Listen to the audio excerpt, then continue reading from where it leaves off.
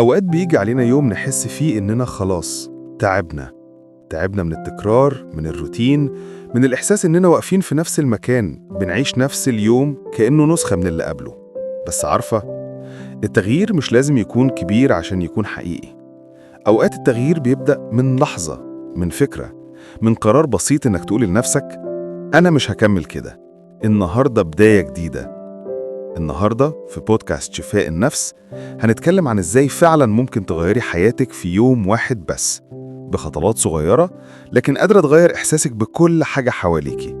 ولو بتحب النوع ده من المحتوى اعملي لايك واشتراك في القناة علشان تفضلي معايا في رحلة شفاء النفس دايما.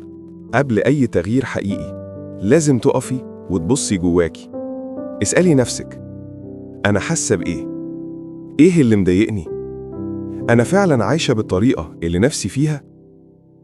خدي ورقة وقلم واكتبي كل حاجة جواكي. اكتبي من غير ما تراجعي الكلام، من غير ما تلمعي الصورة، لأن أول خطوة في التغيير هي إنك تشوفي نفسك بصدق.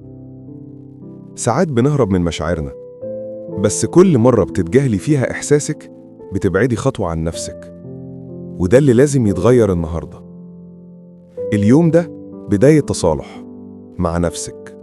قبل ما تنامي في نهاية اليوم ده، اقعدي دقيقة واحدة وفكري في 3 حاجات حصلت النهاردة كنتِ ممتنة ليها، حتى لو بسيطة جدا، واكتبي نيتك لبكرة. بكرة يوم جديد، فيه نور، فيه هدوء، فيه أنا. كل مرة بتكرري النية دي انتِ بتزرعي في نفسك عادة التغيير الحقيقي، التغيير اللي بيبدأ من جوه ويمتد لبره.